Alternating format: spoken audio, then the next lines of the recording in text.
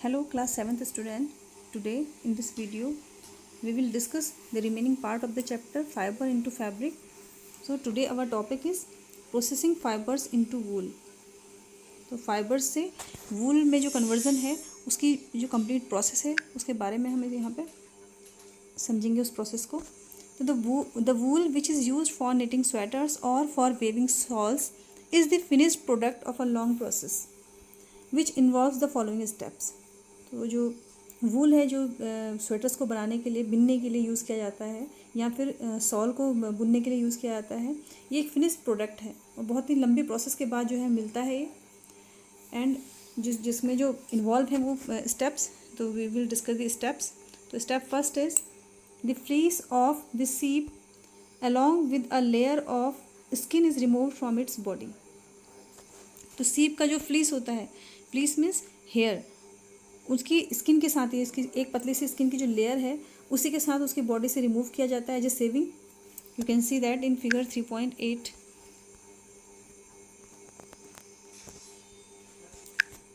Hair you can see उसकी body से ही, देखिए उसकी बॉडी से जो है सेविंग की जाती है पूरी. वो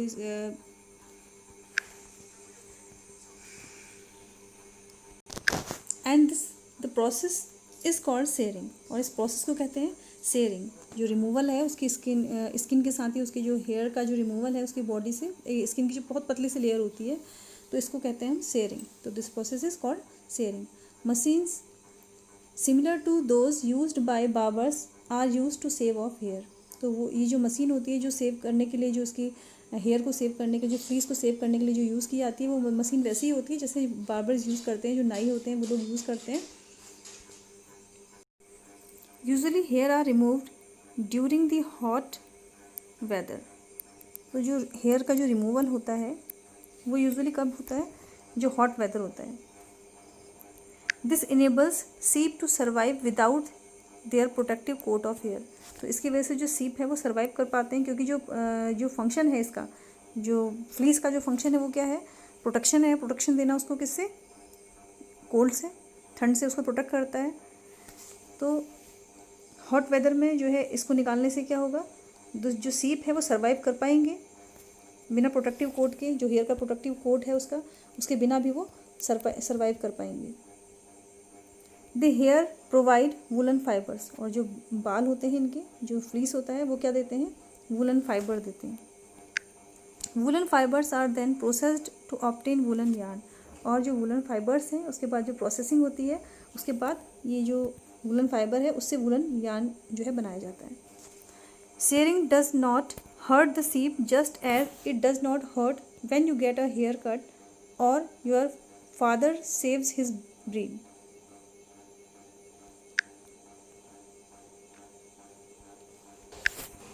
तो जो सेयरिंग है, जो प्रोसेस है सेयरिंग की, वो सीप को बिल्कुल भी हर्ट नहीं करती, क्योंकि ये ऐसे ही है जैसे कि आपके फादर जो है जब सेव करते हैं अपनी दाढ़ी, अपनी जो बियर्ड है उसको सेव करते हैं, या अपने बाल कट, अपने हेयर कट कराते हैं, तो उनको हर्ट नहीं होता. सिमिलरली जो सेयरिंग की प्रोसेस है या सेविंग की जो प्रोसेस है उससे सीप को कोई नुकसान नहीं होता. तो do you know why the upper most layer of skin is dead. क्योंकि जो स्किन की अपर मोस्ट लेयर होती है वो कैसी होती है, डेड होती है, क्योंकि वहाँ पे जो सेल्स होते हैं वो डेड हो जाते हैं. Also the hair of sheep grow again just as your hair does. तो और ये क्या, उनके जो सीप के जो बाल होते हैं वो भी ग्रो हो जाते हैं, जैसे आपके बाल ग्रो होते हैं वैसे उनके बाल भी दोबारा ग्रो हो जाते हैं.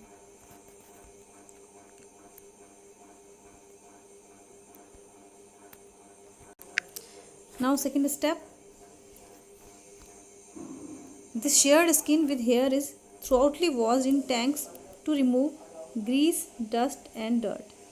तो जो शेयर्ड स्किन है, शेयरिंग के बाद जो स्किन होती है हेयर के साथ उनकी, उसको वॉश किया जाता है टैंक्स में, ताकि उनमें जो हेयर में जो फंसा हुआ जो ग्रीस है, बॉडी से निकला हुआ जो ऑयल है, डस्ट है और डर्ट है, उन हेयर में से जो है वो वॉश हो जाए. तो this is called scouring and this is called, this process is called scoring.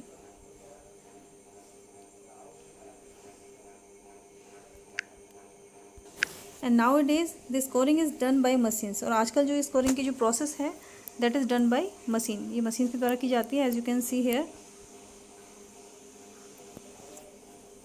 this. Scoring is done by a machine nowadays. Now step third, after scoring sorting is done. तो इस प्रोसेस के बाद जो wash करने के बाद इनकी process को इसकी हेयर को, उसके बाद जो प्रोसेस होती है नेक्स्ट वो है sorting. The hair skin is sent to a factory where hair is different texture are separated और सॉर्टेड. तो जो हेयर होते हैं उनकी जो हेयर स्किन जो है उसको फिर फैक्ट्री में भेजा जाता है जहाँ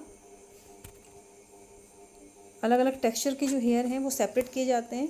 या सॉर्टिंग उनकी होती है, सॉर्टिंग की जो प्रोसेस होती है, सेपरेशन की जो प्रोसेस होती है वो वहाँ पे की जाती है. And fourth step, the small fluffy fibres called burrs. तो जो इनके छोटे छोटे फ्लफी फाइबर्स होते हैं these are called burrs are picked out from the hair. उनको छोटे छोटे जो फाइबर है उनको हटा दिया जाता है उन बालों से. These are the same birds which sometimes appear on your sweaters. और ये जो बर्ड्स हैं वो आप कभी कभी अपने स्वेटर्स में भी देखते हैं, छोटे छोटे जो हेयर्स हैं. तो the fibres are scoured again and dried. फिर दोबारा इन फाइबर्स को स्कोरिंग की जाती है इनकी और उसको सुखा दिया जाता है. मीन्स वो वॉश कर दिया जाता है उसको, उसके बाद वो दोबारा सुखा दिए जाते हैं. तो this is the wool ready to be drawn into fibres. अब ये जो वूल है, जो ऊन है, वो फाइबर बनाने के लिए तैयार है. Now fifth step, the fibre can be died in various colours. अब इसकी डाइंग की जो प्रोसेस होती है वो स्टार्ट हो जाती है. अलग अलग कलर्स में उनको डाई किया जाता है. As the natural fleece of sheep and goat is black. अब जो नेचुरल, क्योंकि जो नेचुरल जो हम इसको ऑब्टेन करते हैं फ्लीस को, वो किस कलर का होता है, वो ब्लैक कलर का होता है या ब्राउन या वाइट कलर का होता है. अब हमें जिस कलर में चाहिए उस कलर में इसको डाई किया जाता है. Now sixth step, the fibre are straightened, combed and rolled into yarns. अब जो फाइबर हैं उनको स्ट्रेट किया जाता है, कॉम किया जाता है, देन रोल किया जाता है उनको किसमें, यार्न में, धागे में. As you can see here rolling, इसकी रोलिंग की जाती है, इनको रोल करके यार्न में कन्वर्ट किया जाता है. The longer fibres are made into wool for sweaters and the shorter fibre are spun and woven into woollen cloth. तो जो लंबे फाइबर्स होते हैं उसके जो ऊन है उससे बनाया जाता है स्वेटर्स बिनने के लिए. और जो छोटे फाइबर्स होते हैं उनको स्पन किया जाता है या उसको बुना जाता है उससे वुलन क्लॉथ, मतलब ऊन के जो कपड़े हैं वो उससे बनाए जाते हैं. और उनके जो स्वेटर्स हैं वो आपके जो लॉन्ग फाइबर्स हैं उनसे बनाए जाते हैं. The processing of fibre into wool can be represented as follows. तो इस तरीके से हम इसको रिप्रेजेंट कर सकते हैं. शेयरिंग की प्रोसेस जो है, उसके बाद स्कोरिंग की प्रोसेस होती है, देन ये आपका फ्लो चार्ट है, देन सॉर्टिंग की प्रोसेस होती है, उसके बाद जो बर्ड्स हैं, जो छोटे छोटे स्मॉल फाइबर्स हैं, उनकी क्लीनिंग होती है, देन डाइंग की प्रोसेस होती है, डाइंग मीन्स कलरिंग की प्रोसेस होती है, उसके बाद उसको रोल कर दिया जाता है, देन उससे जो उससे जो है स्वेटर या वुलन क्लॉथ वो बनाए जाते हैं उस रोल्ड फाइबर से या रोल्ड वूल से.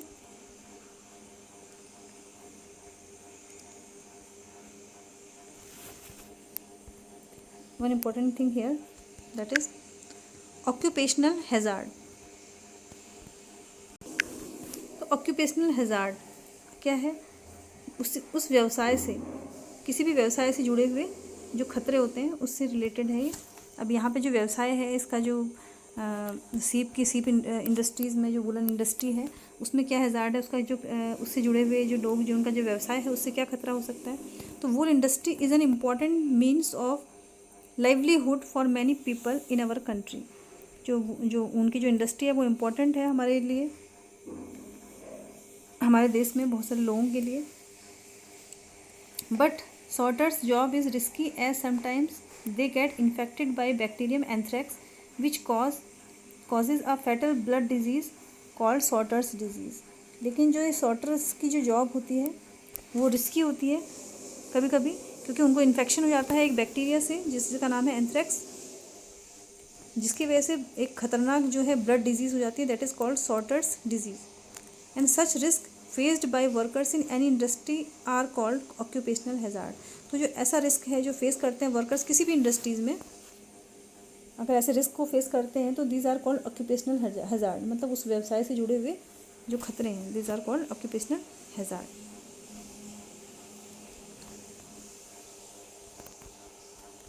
Now activity 3.4, debate amongst your classmates whether it is fair on the part of humans to rear sheep and then chop off their hair for getting wool।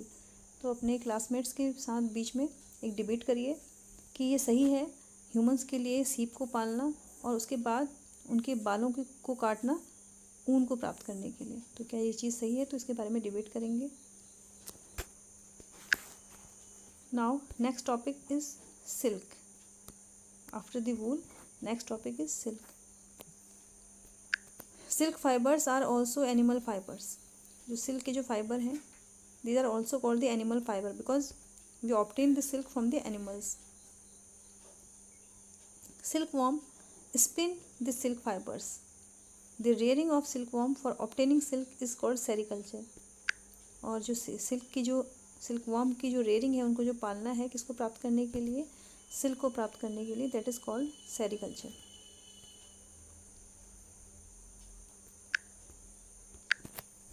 तो जो सिल्कवॉर्म होता है वो silk fibre को spin करता है, means उसके rolling करता है। Find out from your mother, aunt, grandmother the kind of silk saris they have.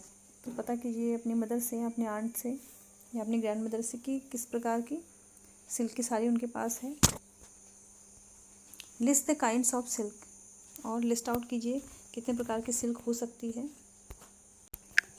Before we discuss the process of obtaining silk it is necessary to know the interesting life history of silk moth. तो silk को obtain करने की जो process है उसको discuss करने से पहले ये हमारे लिए बहुत जानना ज़रूरी है जो सिल्क मोथ है उसकी लाइफ हिस्ट्री को। Now life history of silk moth.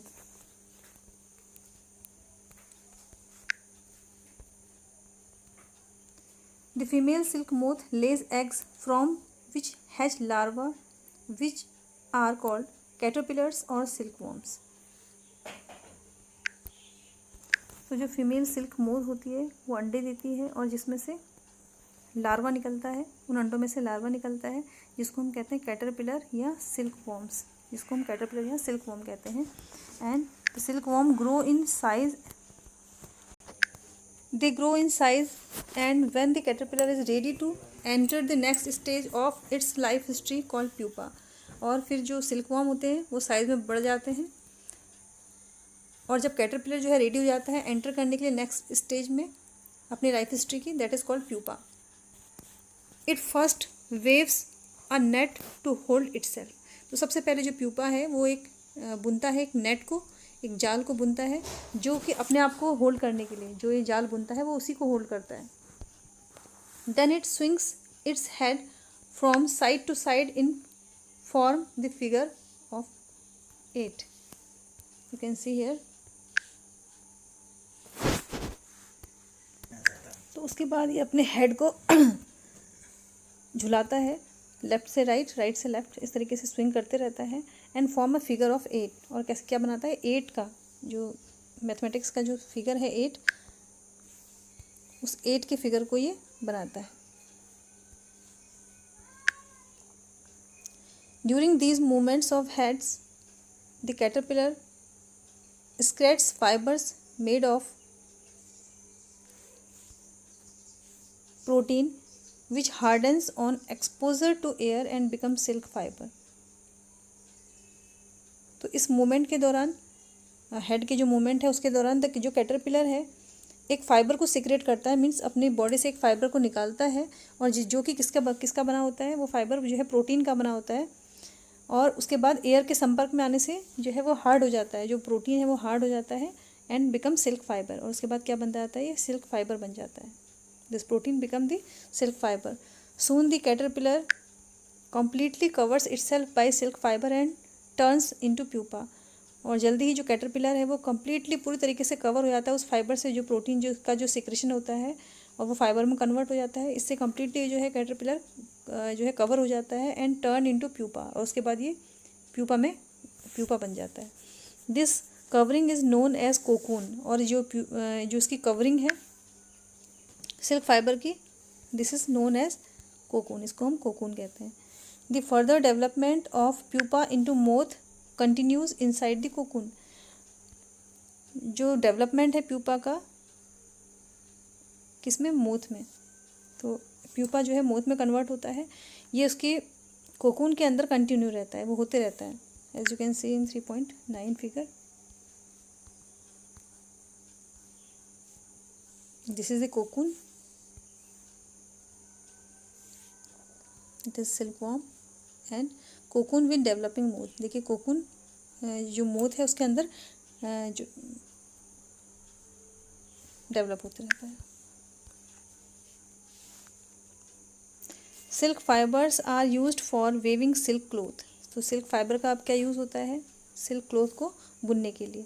Can you imagine that this soft silk yarn is as strong as a comparable thread of steel. तो क्या आप इमेजिन करोगे इस चीज़ को कि जो सॉफ्ट यार्न होता है, सिल्क का जो यार्न होता है वो इतना स्ट्रॉन्ग होता है किसके कंपैरिजन में, जितना कि स्टील का एक थ्रेड होता है। The silk yarn is obtain from the cocoon of silk moth. तो मेन जो सिल्क यार्न है उसको हम कहाँ से प्राप्त करते हैं, सिल्क मोथ के कोकून से। There is a variety of silk moth which looks very different from one another, and this silk yarn, the yield is different in texture, and texture is coarse, smooth, shiny, these are the textures etc. तो variety of silk moth, बहुत सारी variety होती हैं silk moth की जो एक दूसरे से डिफरेंट होती हैं, और सिल्क यार्न जो हम सिल्क यार्न उनसे ऑब्टेन करते हैं वो भी, उनका जो टेक्सचर होता है वो भी अलग अलग होता है। मीन्स अलग डिफरेंट सिल्क मोथ से डिफरेंट वैरायटी का सिल्क जो है हम ऑब्टेन करते हैं, और जो सिल्क यार्न होता है उसकी जो टेक्सचर होता है वो भी अलग अलग होता है। मीन्स स्मूथनेस अलग अलग होती है उनका, साइनी वो अलग अलग होते हैं, और कितना हार्ड है वो भी, कोई सिल्क थोड़ा हार्ड होता है, कोई थोड़ा सॉफ्ट होता है, तो ये अलग अलग होते हैं उनका जो टेक्सचर है।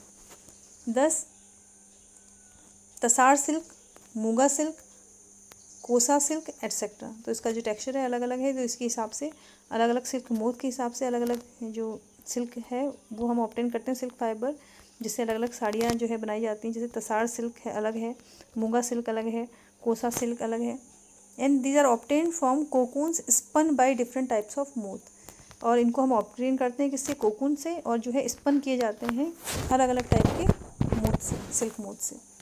The most common silk moth is the mulberry silk moth. जो मोस्ट कॉमन सिल्क मोथ है वो है मलबरी सिल्क मोथ, जो मलबरी की लीफ में पाया जाता है, जो कि सहतूत की पेड़ में पाया जाता है ये moth. Silk fibre from the cocoon of this moth is soft, lustrous and elastic and can be died in beautiful colours.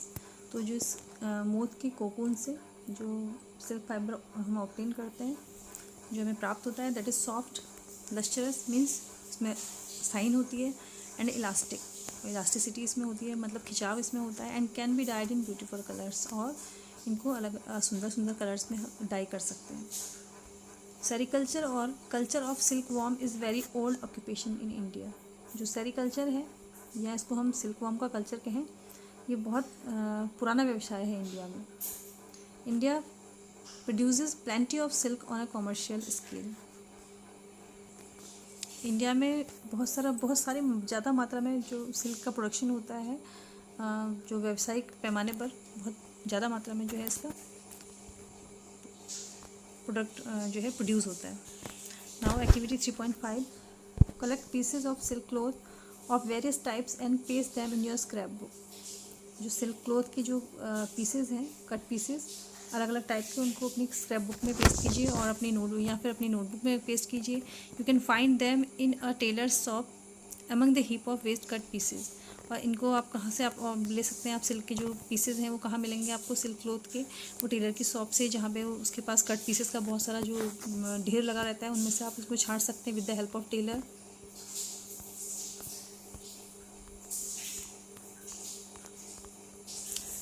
Take help of your mother, aunt or teacher and identify the type of silk such as mulberry silk, tasar silk, eri silk, muga silk etcetera. तो अपनी mother की, aunt की या कि teacher की help से आप identify कर सकते हैं टाइप्स ऑफ सिल्क। जैसे मलबरी सिल्क है, जो मलबरी की लीफ में जो सिल्क वॉर्म जो होता है उससे जो हम ऑब्टेन करते हैं, या टसार सिल्क दूसरी टाइप के जो अंदर टाइप का जो सिल्क है, एरी सिल्क, मूगा सिल्क, इन सबको आइडेंटिफाई कर सकते हैं। Compare the texture of this silk with that of the artificial silk pieces which contain synthetic fibre. और इसके इस जो नेचुरल सिल्क है इसको आर्टिफिशियल सिल्क के पीसेस से जो है कंपेयर कीजिए।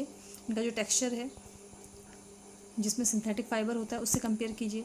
Try and collect pictures of different moths whose caterpillar provide the various type of silk. और कोशिश कीजिए जो इनके पिक्चर्स हैं इनके मूव्स के जो जिनसे हम सिल्क वॉर्म ऑब्टेन करते हैं, उनके जो कैटरपिलर हैं उनको उनके जो पिक्चर्स हैं उनको कलेक्ट करने की कोशिश कीजिए, एंड जो जिनसे हम अलग अलग टाइप का जो है सिल्क प्राप्त करते हैं, जो उनको प्रोवाइड करते हैं।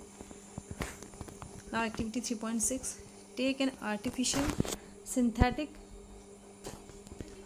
Silk thread and a pure silk thread. अब एक आर्टिफिशियल सिल्क का थ्रेड लीजिए जिसको हम सिंथेटिक सिल्क भी कह सकते हैं, और एक प्योर सिल्क का जो थ्रेड है वो लीजिए। Burn these thread carefully. अब इनको जलाइए, जो दोनों थ्रेड हैं इनको अलग अलग जलाइए। Did you notice any difference in the smell while burning. तो जब आप जला रहे होते हैं तो जब इसको बर्न करेंगे तो क्या कोई डिफरेंस होगा उसकी स्मेल में। नाउ बर्न अ वूलन फाइबर केयरफुली। अब जो ऊन का जो फाइबर है उसको जला के देखिए। Did it smell like burning of artificial silk और दैट ऑफ प्योर सिल्क। और जो इसकी स्मेल है जो वुलन फाइबर की स्मेल है उसको बर्न करने की जो स्मेल है, तो इसकी स्मेल क्या आर्टिफिशियल सिल्क की तरह होगी या प्योर सिल्क की तरह होगी। Can you explain why. और फिर आपको एक्सप्लेन कर सकते हैं कि क्यों ऐसा हो रहा है, इसकी स्मेल किसकी तरह है और क्यों है। Remember when cocoon stage is reached in the life history of a silk moth, try the following activity.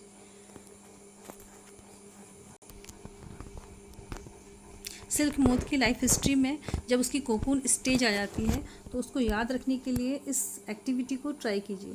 तो there is activity 3.7, photocopy figure 3.9। जो 3.9 में आपको फिगर है दिया है उसकी फ़ोटोकॉपी करें। You can see here the 3.9 figure. These are the silk moth artificial adult silk moth, male, female. Then eggs on mulberry leaf. देखिए जो फीमेल है वो एग ले करता है मलबरी लीव्स में, and it is the silk warm, this is the silk warm, and this figure of cocoon and this cocoon with developing moth. Cocoon जिसके अंदर की जो सिल्क मोथ है वो डेवलप हो रहा है। Now cut out pictures of the stages of life history of silk moth and paste them on the pieces of cardboard or chart paper.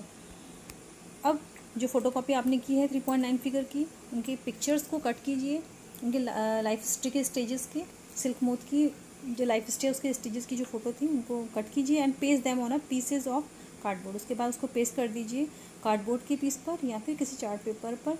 Jumble them उसके बाद इसको अस्त व्यस्त करके आप रख दीजिए। Now try and arrange the stages in the correct sequence in a cyclic form. अब उसको कोशिश कीजिए कि उनको उनकी जो स्टेजेस हैं उसको करेक्ट सीक्वेंस में रखने की, साइक्लिक फॉर्म में रखने की, उनकी जो लाइफ साइकिल है उसकी फॉर्म में रखने की। Whoever does it fastest wins. तो आपके लिए ये गेम जैसा होगा कि जो इसको जल्दी करेगा वो पहले जीत जाएगा। You may also describe the life history in your own words. और आप जो है इसकी जो लाइफ हिस्ट्री है एक एक पिक्चर को लेके उसको डिस्क्राइब भी कर सकते हैं अपने वर्ड्स में, and right it down in your scrap book. और जो उसके लाइफ हिस्ट्री है उसको अपने स्क्रैप बुक में आप लिखिए। In India women are significantly involved in various kinds of industries related to silk production. तो भारत में जो औरतें हैं वो बहुत अलग अलग प्रकार की जो इंडस्ट्रीज हैं जो कि सिल्क प्रोडक्शन से रिलेटेड हैं उसमें इन्वॉल्व रहती हैं, क्योंकि इसका बहुत महत्व है सिल्क प्रोडक्शन का।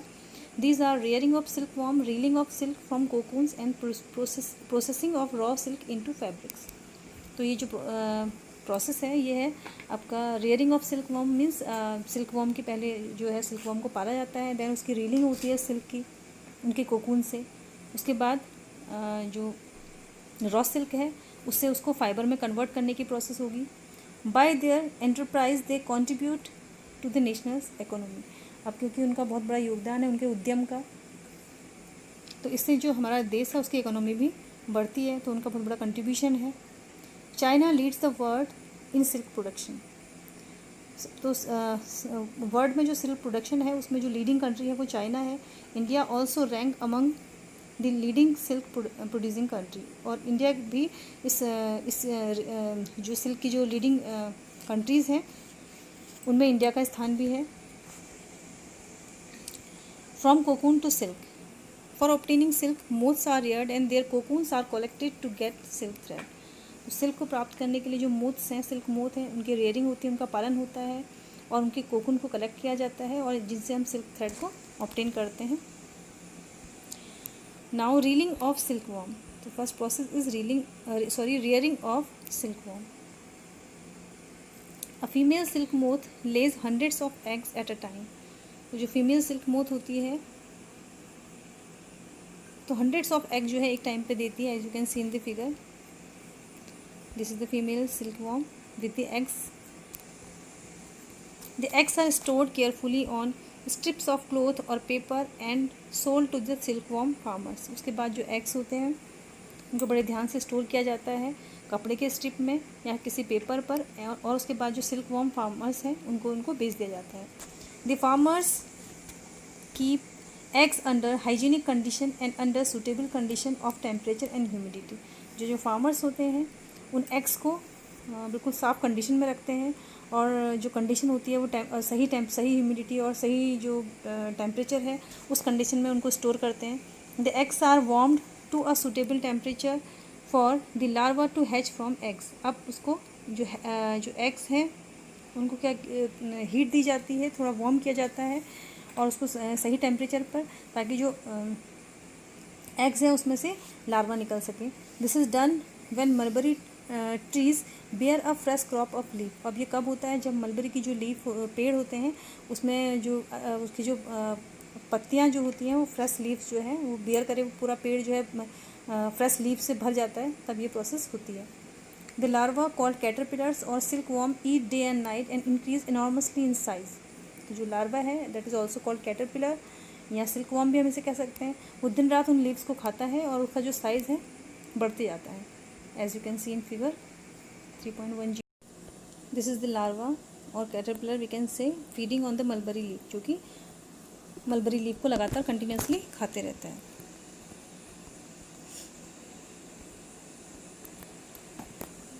Now discovery of silk.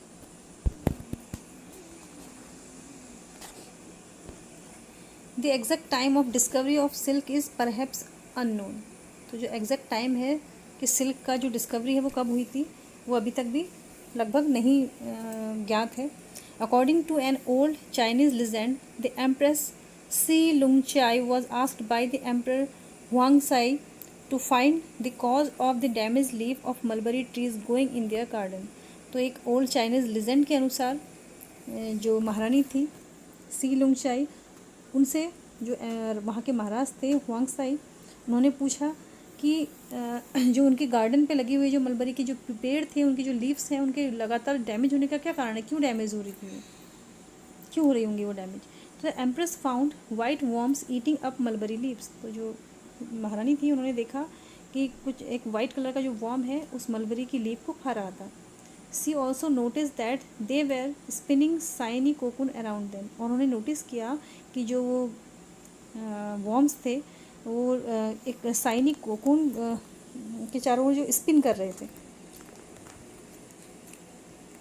Accidentally a cocoon dropped into her cup of tree and a tangle of delicate thread separated from the cocoon.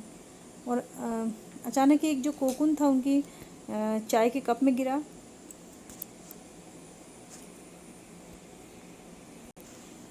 और जो उलझा हुआ जो डेलिकेट थ्रेड था वो सेपरेट अलग हो गया उस कोकून से। Silk industry begin in China and was kept a closely guarded secret for hundreds of year. अब जो सिल्क इंडस्ट्रीज थी उसका जो बिगिनिंग है वो चाइना से हुई और उन्होंने इसको एक सीक्रेट की तरीके से छुपा के रखा हज़ारों साल तक। Later on traders and travellers introduce silk to another countries. बाद में जो वहाँ के जो व्यापारी थे, जो ट्रेवलर्स थे, वो दूसरे कंट्रीज़ में जो सिल्क को बेचने के लिए व्यापार के सिलसिले में जो जब गए, the route they travelled is still called the silk route. तो जो रूट उन्होंने ट्रेवल किया that is called silk route, जिसको क्या कहते हैं हम, silk root.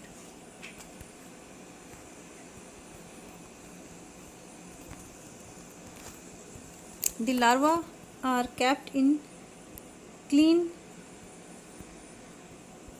Bamboo trays along with freshly chopped mulberry leaves. तो उसके बाद जो लार्वा है उनको बैम्बू की बांस के बने हुए ट्रेज में रखा जाता है और उसके साथ साथ कुछ साफ कटी हुई मलबरी की जो लीव्स हैं, चॉप्ड लीव्स, वो भी रखी जाती हैं। And after 25 to 30 days the caterpillar stop eating and move to a tiny chambers of bamboo in the tray to spin cocoon. उसके बाद 25 से 30 दिन के बाद जो कैटरपिलर है वो लीव्स को खाना छोड़ देता है और जो बांस के जो बने हुए छोटे छोटे चैम्बर्स होते हैं उनमें वो चले जाता है कोकून को स्पिन करने के लिए। स्पिन की जो प्रोसेस है लाइक वो सिमिलरली ऐसे ही है जैसे किसी हम ऊन के गोले के ऊपर से थ्रेड को लपेटते आते हैं, that is a called spinning process. In figure 3.10d that is given the figure of cocoon, you can see these are the cocoon, spin cocoon.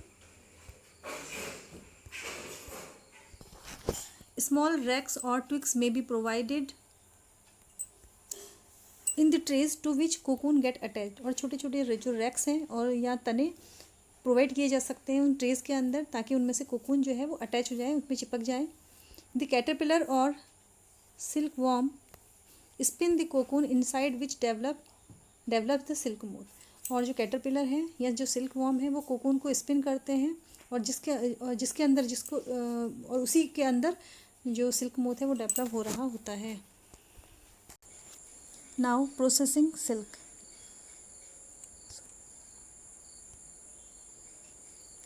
A pile of cocoon is used for obtaining silk fibre. और जो cocoon का जो ढेर होता है उसका use किया जाता है सिल्क फाइबर को ऑब्टेन करने के लिए। सिल्क फाइबर जो है हम उससे प्राप्त करते हैं। The cocoon are kept under the sun और बॉइल्ड और एक्सपोज टू स्टीम। और जो कोकून्स हैं या तो उसको धूप में रखा जाता है या बॉयल किया जाता है या फिर उसको स्टीम दिया जाता है, स्टीमिंग की जाती है उसकी।